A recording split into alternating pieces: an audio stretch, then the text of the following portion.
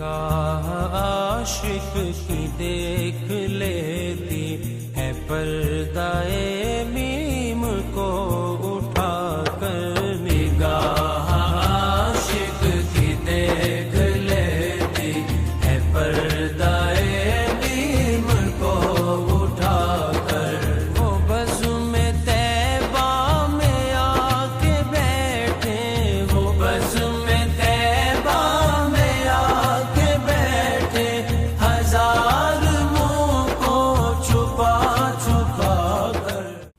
نحمده ونصلي ونسلم على سيدنا ومولانا محمد رسوله النبي الأمين المكين الحنين الكريم الرؤوف الرحيم. أما بعد، فأعوذ بالله من الشيطان الرجيم. بسم اللہ الرحمن الرحیم. یا ایہا النبی انا ارسلناک شاہدا صدق اللہ مولانا العظیم. نبی کے وجود انسانی میں خود ایک شان جدائی ہوتی ہے، نبی کے پیکر بشریت میں خود ایک علیحدگی کی شان ہوتی ہے. اور وہ کس طرح؟ آقا علیہ السلام کے وجود میں یہ جو مقام نبوہ ہے جو دوسروں سے جدا کرتا ہے، علیحدہ کرتا ہے، وہ کیسے تھا؟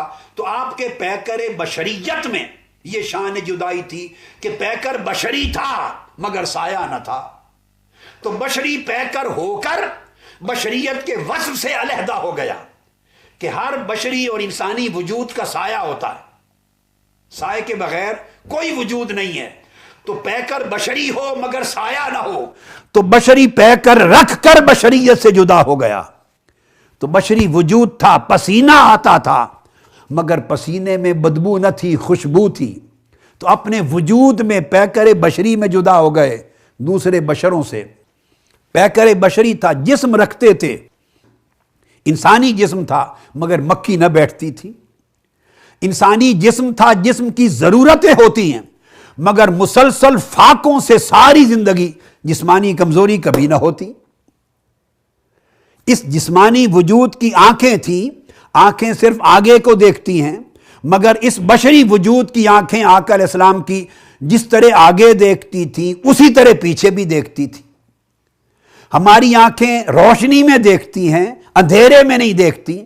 آقا علیہ السلام کا پیکر بشریت طیبہ ایسا تھا کہ وہ اندھیرے میں اسی طرح حضور کی آنکھیں دیکھتی جیسے اجالے میں دیکھتی. آقا علیہ السلام نے 621 عیسوی میں ہجرت مدینہ سے پہلے جب اوس و خزرج کے لوگ مدینہ سے یثرب سے آئے آقا علیہ السلام کے پاس، معاشرے کی روش سے آقا علیہ السلام اتنا جدا تھے اور نبوت کی شان یہ تھی کہ آپ اس معاشرے میں رہ کر معاشرے کی بری عادتوں سے اتنا پاک تھے اور ایسا حکم دے رہے تھے اپنی قوم کو اور امن کا ایسا پرچار کرتے تھے کہ یثرب یعنی مدینہ کی سرزمین پر 200 سال سے زیادہ عرصے سے اوس و خزرج کے درمیان قتل اور غارت گری چلی آ رہی تھی، قبائل میں جنگیں آ رہی تھی. 200 سال گزر گئے تھے، آپس کے قتل ہو رہے تھے، ہزاروں لوگ قتل ہو گئے تھے.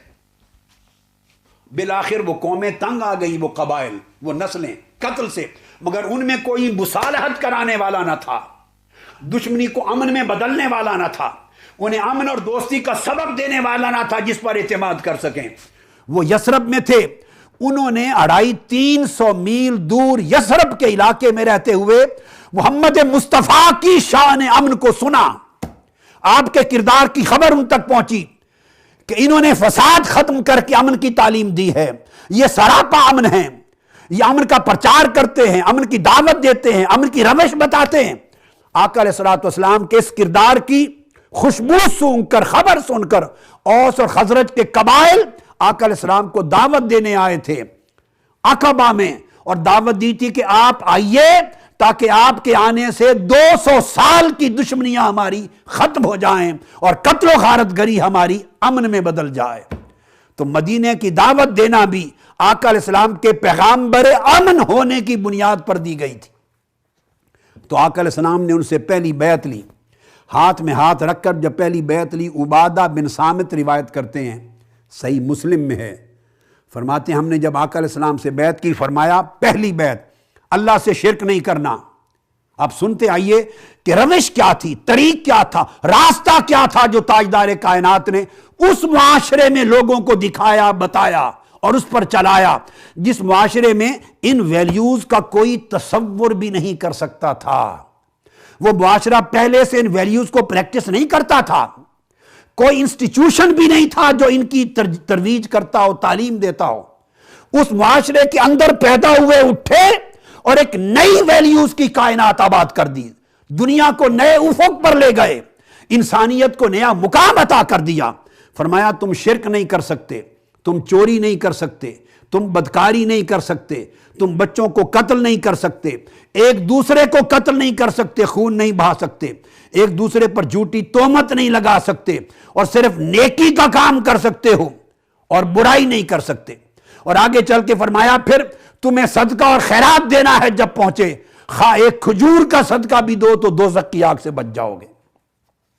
تو آپ اندازہ کر لیں آقا علیہ السلام اس معاشرے میں سچائی کا درس دے رہے ہیں، عدل اور انصاف کا درس دے رہے ہیں، جھوٹ سے بچا رہے ہیں، قتل کی جگہ امن کا درس دے رہے ہیں، بدکاری کی جگہ حیا اور شرم کا درس دے رہے ہیں، اور معاشرے میں خیر اور بھلائی کا درس دے رہے ہیں، اور ایک دوسرے کی مدد کرنے کا درس دے رہے ہیں آقا علیہ السلام۔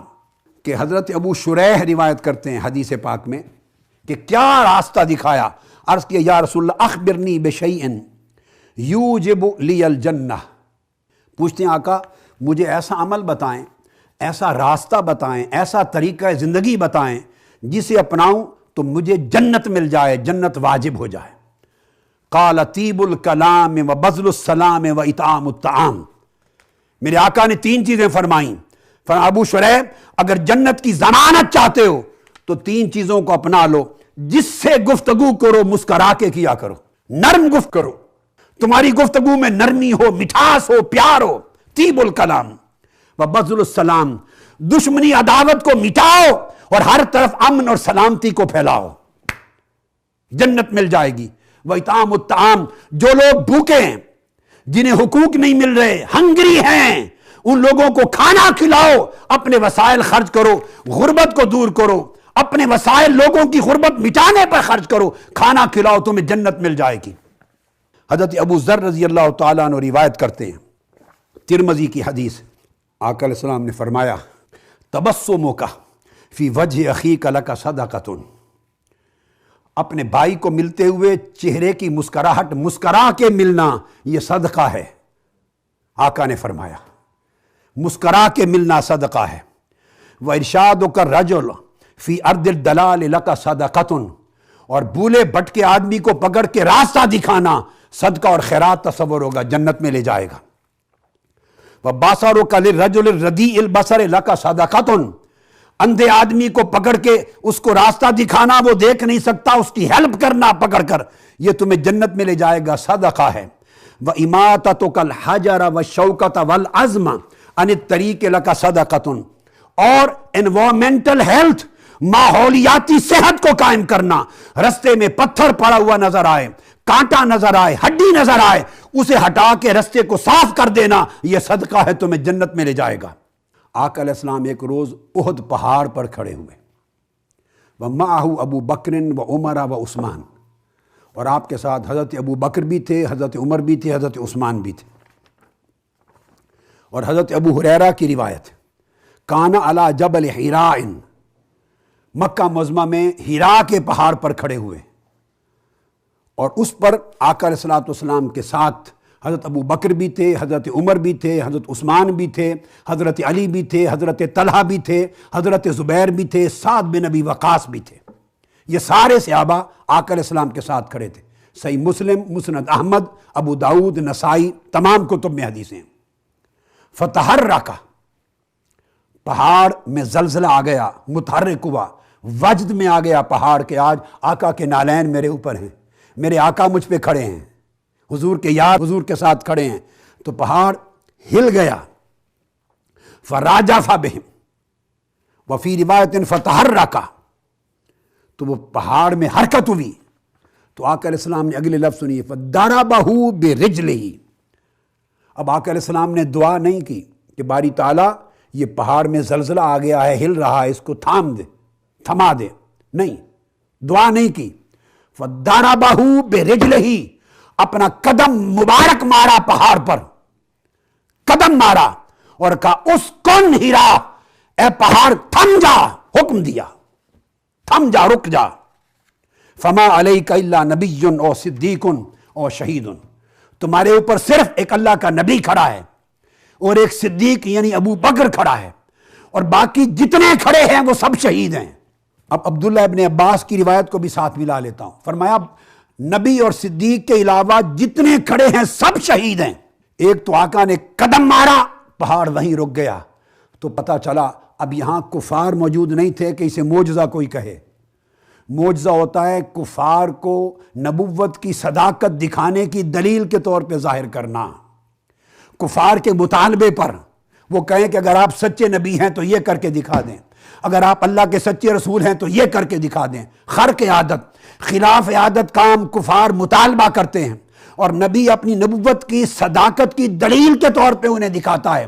اب یہاں نہ ابو جہل ہے نہ ابو لہب ہے، یہاں کوئی کافر کوئی مشرک نہیں، کسی نے مطالبہ نہیں کیا، صرف مصطفیٰ ہے اور 8-9 مصطفیٰ کے غلام ساتھ کھڑے ہیں۔ اب یہاں کس کو دکھانا ہے نبوت کی صداقت کی دلیل؟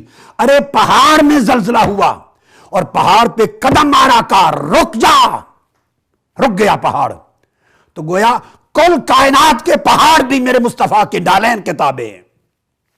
اور پھر فرمایا تمہارے اوپر نبی اور صدیق کے سوا جتنے کھڑے ہیں سب شہید ہیں۔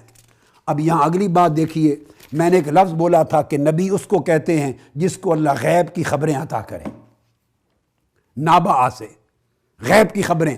اب یہاں دیکھ لیجئے کہ حضور خود تو نبی ہوئے اور ابو بکر تو صدیق ہوئے، باقی جو 8 صحابہ کھڑے ہیں حضور کے ساتھ ان کی وفات تو نہیں ہوئی تھی۔ اب دیکھیے حضرت عمر کھڑے ہیں، حضرت عمر کی شہادت ہوئی سن 23 میں، حضرت عثمان شہادت ہوئی سن 35 میں ہجری میں، حضرت علی کی شہادت ہوئی 40 ہجری میں، طلحہ بن عبید اللہ کی شہادت ہوئی 36 ہجری میں، حضرت زبیر بن عوام کی شہادت ہوئی 36 ہجری میں، عبد الرحمن بن عوف کی شہادت ہوئی 32 ہجری میں، سعد بن ابی وقاص کی شہادت ہوئی 55 ہجری میں، اور سعید بن زید کی شہادت ہوئی 50 ہجری میں۔ یعنی سارے صحابہ وہ وفات آقا علیہ الصلوۃ والسلام کے اس ارشاد، یہ ہیرا کا واقعہ ہے، 10 سال مدینہ کے لگا لیں اور پھر 23 سال آگے، 33 سال سے لے کر 73 سال بعد میں وفات پانے والے ہیں۔ کم سے کم 23 سال اور زیادہ سے زیادہ 60-70 سال آقا علیہ السلام کے اس وقت کہنے کے بعد فوت ہوئے ہیں۔ کس نے بتا دیا کہ یہ سارے شہید ہوں گے؟ کہ عمر بھی شہید، عثمان بھی شہید، علی بھی شہید، طلحہ بھی شہید، زبیر بھی شہید، عبد الرحمن بھی شہید، سعد بن ابی وقاص بھی شہید، سعید بن زید بھی شہید۔ گویا آقا علیہ السلام وہ نبی ہیں کہ سب کے آخری انجام کی بھی خبر ہے، شہادت کی بھی خبر ہے، ان کے حوالے موت کی بھی خبر ہے، اور اگر پہاڑ میں زلزلہ ہوتا ہے تو اس پر بھی میرے آقا کا تصرف ہے، ایک قدم ماریں تو پہاڑ کا زلزلہ بھی جم جائے۔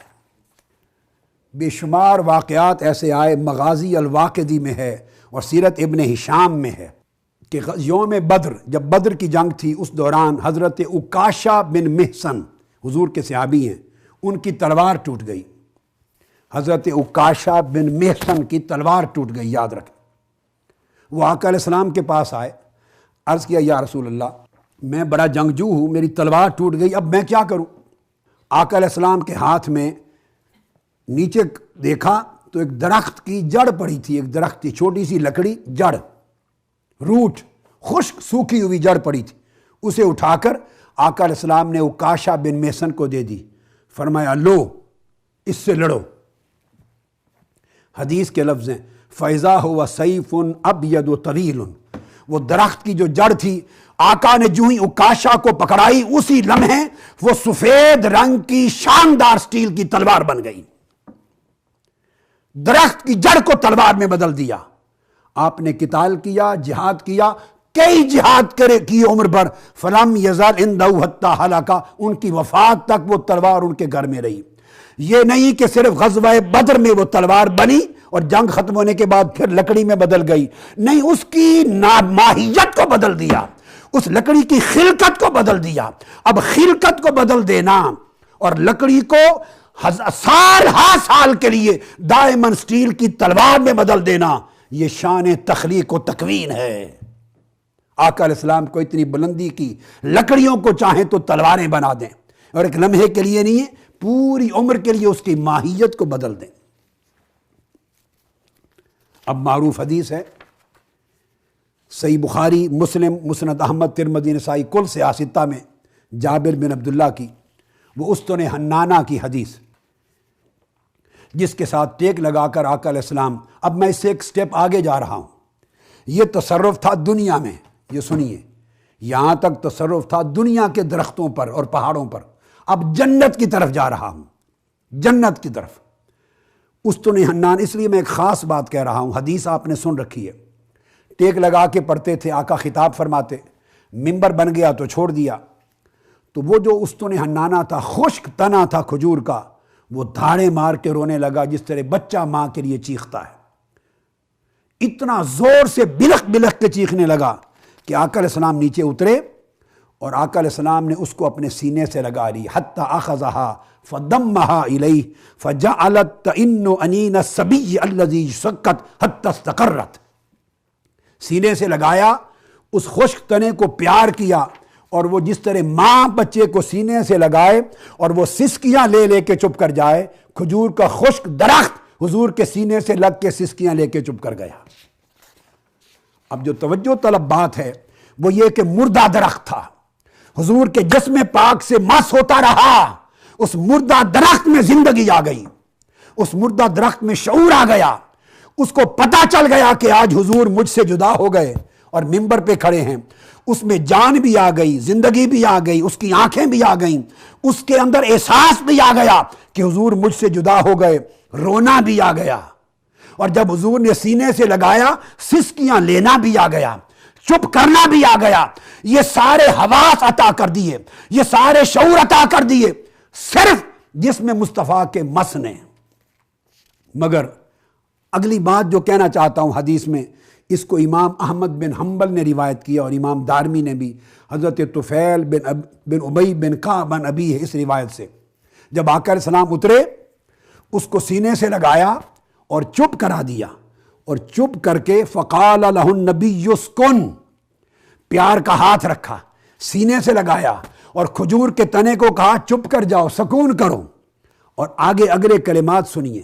امام احمد بن حنبل حدیث نمبر 20,741 اور مسند احمد بن حنبل حدیث نمبر پھر 20,751 اور پھر 20,745، 3 مرتبہ امام احمد بن حنبل نے الگ الگ طرق سے روایت کی حدیث صحیح، اور امام دارمی نے بھی۔ آقا نے فرمایا اس کھجور کے تنے کو میری بات سنو، اب کھجور کے تنے سے مخاطب ہیں، فرمایا تنے میری بات سن، ان تشاء غرستک فی الجنہ، اب اگر تو چاہے تو میرے عشق میں رویا ہے، میرے ہجر اور فراق میں رویا ہے، تجھے مجھ سے عشق ہو گیا ہے، اب اس عشق کے رسول کا صلہ دیتا ہوں تمہیں اے کھجور کے درخت، اگر تو چاہے تو میں تجھے جنت میں لگا دوں۔ اب اختیار دیکھیے میرے آقا کا، دعا نہیں کر رہے، اس حدیث پاک میں کسی ایک روایت میں دعا کا لفظ نہیں آیا، ایک روایت میں کہ دعا کی ہو، نہیں، ڈائریکٹ کھجور کے تنے سے کہا ان تشاء غرستک فی الجنہ، اگر تو چاہے تو میں تجھے جنت میں لگا دوں۔ اس کا مطلب یہ ہے کہ عظمت مصطفیٰ کا عالم یہ ہے کہ یہ اختیار اور قدرت اللہ نے عطا کر رکھی تھی کہ چاہیں تو دنیا کے کھجور کو درخت کو میرے آقا جنت میں لگا دیں، جنت بھی حضور کے اختیار میں ہے، دنیا بھی اختیار میں ہے۔ اور فرمایا فَتَأْكُلُ مِنْكَ الصَّالِحُونَ، اور نیک لوگ سالے تیرا پھل کھائیں۔ فرمایا یہ ایک آپشن ہے، اور پھر فرمایا اس درخت کو کہ ایک آپشن اور بھی دیتا ہوں تمہیں، وَإِن تَشَاء أُعِيدُكَ كَمَا كُنْتَ رَطْبًا، اور اگر تو چاہے تو میں یہی تمہیں دوبارہ زندہ کر دیتا ہوں، پھر سرسبز و شاداب کر دیتا ہوں، پھر تم پہ پھل لگ جائیں گے۔ بول کیا مانگتا ہے؟ تمہیں دوبارہ زندہ کر کے پھلدار بنا دوں یا تمہیں آج ہی جنت میں لگا دوں؟ تو حدیث کے لفظ ہیں آقا علیہ السلام کے، حضرت طفیل بن ابی بن ابی کعب فرماتے ہیں فاختار الآخر علی الدنیا، اس نے عرض کیا آقا نہیں، مجھے آخرت جنت میں لگا دیں تاکہ نبی اور ولی میرا پھل کھائیں۔ ابو ہریرہ رضی اللہ تعالی عنہ راوی ہیں، فرماتے ہیں سفر میں کھانے کا کچھ نہ رہا، مسافر تھے، سینکڑوں کی تعداد میں صحابہ کرام سینکڑوں کی تعداد میں بھوکے تھے، کچھ نہ بچا، لوگ پریشان ہوئے، آقا علیہ السلام کی خدمت میں آ گئے، آقا کھانے کا کچھ نہیں۔ آپ نے فرمایا یا ابا ہریرہ اما آقا شیئن، اے ابو ہریرہ کیا تمہارے پاس کچھ ہے؟ اب سنیے، یہ صحابہ کا عقیدہ تھا، ان کو پتا ہے کہ آقا کے پاس بھی تو کچھ نہیں پڑا ہوا ظاہراً، کھانا تو آپ نے جمع کر کے نہیں رکھا۔ ارے پانی نہ ہوتا تو حضور سے مانگتے، کھانا نہ ہوتا حضور سے مانگتے، بارش نہ ہوتی حضور سے مانگتے، قحط ہوتا تو حضور کے پاس آ کے مانگتے۔ ان کو پتا تھا کہ رب کائنات نے تاجدار کائنات کو، ساری کائنات کا مالک و متصرف بنایا ہے، اور اتنا امر تکوین دیا ہے، اتنا تصرف اختیار اور قدرت دی ہے کہ جس شے کو اشارہ کر دیں جو چاہیں وہ شے وہی بن جائے۔ یہ عقیدہ تھا صحابہ کرام کا۔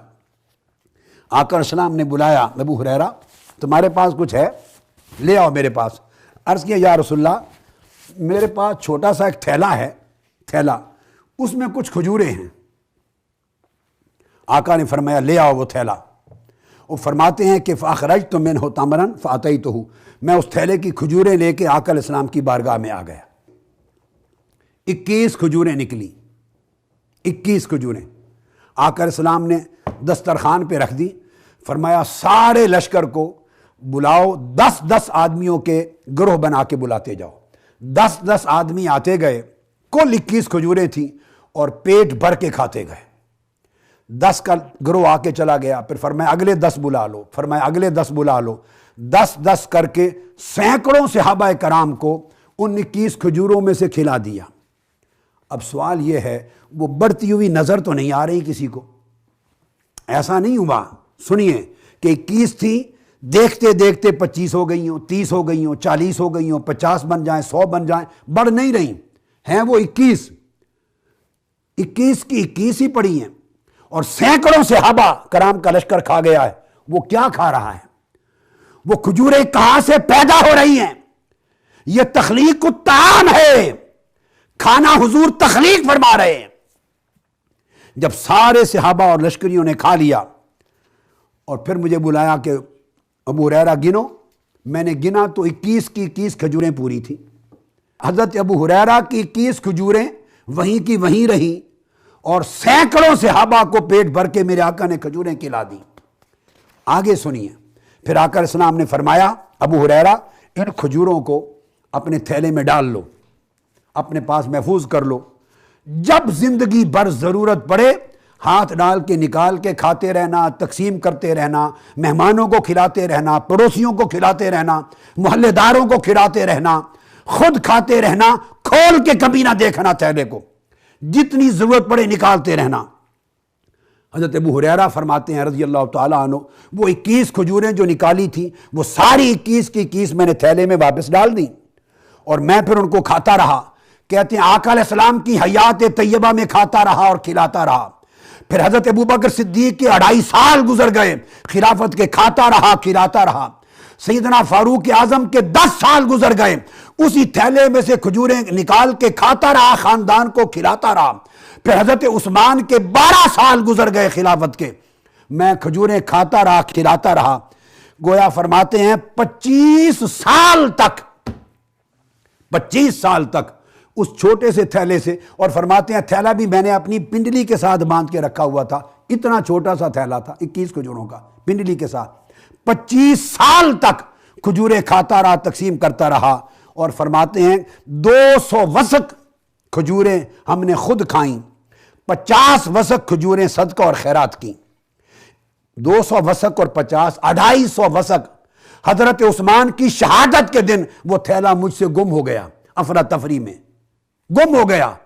ورنہ نسلوں تک صدیوں تک وہ چلتا اور کھانا ختم نہ ہوتا۔ ایک وسق 60 سا کا ہوتا ہے اور ایک سا 2 کلو گرام کا ہوتا ہے، گویا ایک وسق 125 کے جی کا ہوتا ہے، ایک وسق 125 کے جی، 250 وسق کہتے ہیں ہم نے اس میں سے استعمال کی۔ میں نے کیلکولیٹ کیا تو یہ ٹوٹل وزن جو حضرت ابو ہریرہ بیان کرتے ہیں یہ 785 من کھجوریں بنتا ہے۔ 25 سال میں 21 کھجوریں تھیلے میں جو کی تو رہی پنڈلی کے ساتھ، جس دن سیدنا عثمان غنی شہید ہوئے 25 سال تک کھائیں اور مہمانوں کو کھلائیں اور صدقہ خیرات بھی کی اہل مدینہ اور کو۔ فرمایا 785 من کھجوریں اس چھوٹے سے تھیلے سے نکال کے کھائیں اور کھلائیں، اور کیجیز میں، کلوز میں یہ بنتا ہے 31,492 کیجیز، کلو گرام سے 31,000 یعنی 31,500 کلو گرام کھجوریں اور 785 من کھجوریں۔ ارے اس چھوٹے سے تھیلے سے 25 سال تک نکلتی رہی۔ اب آقا علیہ السلام تو نہیں تھے، یہ بولی آقا علیہ السلام تو نہیں تھے، بس 21 کھجوروں کو مصطفیٰ نے اپنا ہاتھ لگا دیا تھا اور فرمایا تھا کھول کے نہ دیکھنا، قیامت تک ختم نہیں ہوں گی۔ تو یہ کھجوریں کس نے تخلیق فرما دی؟ یہ تصرف تھا میرے آقا کا۔ دنیا و آخرت سب کچھ تاجدار کائنات کے تصرف و قدرت میں ہے۔ لوگوں چمٹ جاؤ ان قدموں سے جیسے ابو ہریرہ چمٹ گئے۔ تو 21 کھجوریں 800 من کھجوریں بنا دیں۔ تم چمٹ جاؤ، آقا کے قدموں کے توسل سے چمٹ جاؤ، تمہاری تقدیریں بدل جائیں گی انشاءاللہ، چونکہ دنیا بھی حضور کے دست تصرف میں ہے اور جنت و آخرت بھی آقا کے دست تصرف میں ہے۔ کہ یہ جشن میلاد پاک آپ کی زندگیوں کا حقیقی جشن بن جائے۔ والسلام علیکم ورحمۃ اللہ وبرکاتہ۔